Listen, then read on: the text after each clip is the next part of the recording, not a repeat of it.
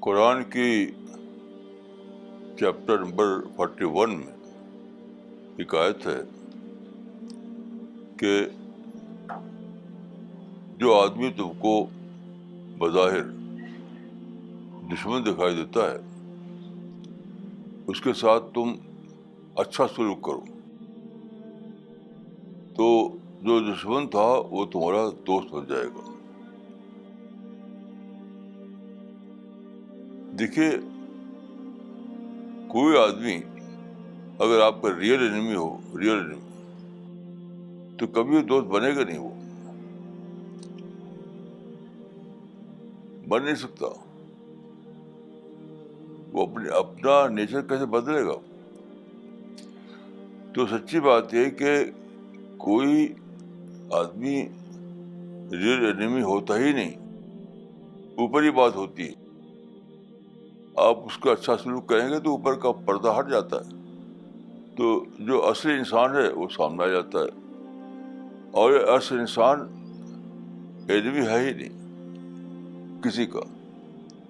اس لیے کہ دیکھیے، سارے انسان آدم اور حوا کے اولاد ہیں۔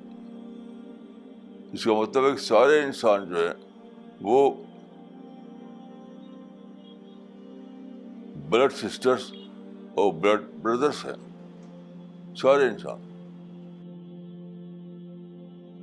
یہ قرآن میں بھی ہے اور یہ سائنٹیفک اسٹڈیز میں بھی ثابت ہوا ہے کہ سارے انسان ایک ہی جوڑی کے اولاد ہیں۔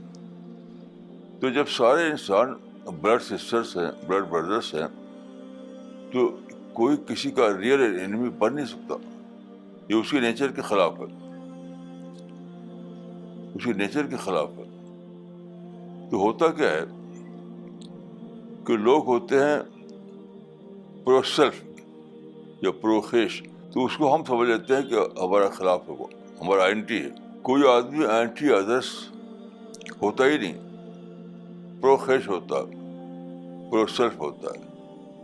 ہمارے بارے میں اس کا جو رویہ ہوتا ہے، انڈیفرنس جو ہوتا ہے، اس کو لے کر آپ سمجھتے ہیں کہ ہمارا دشمن ہے۔ یہ ہمارا دشمن نہیں ہوتا۔ جسے امریکہ کو لوگ کہتے ہیں کہ دشمن ہے امیگرینٹس کا، میں کہتا ہوں کہ امریکہ کی پالیسی پرو امریکن پالیسی ہے، اینٹی امیگرینٹ پالیسی نہیں ہے۔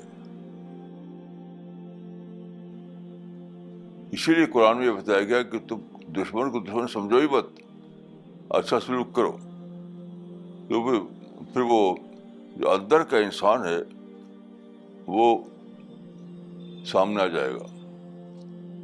یعنی اندر کا انسان وہی ہے کہ ہر آدمی بلڈ بردرس ہے، بلڈ سسٹرس ہے، تو وہ اندر کا انسان ہے، وہی سامنے آ جائے گا۔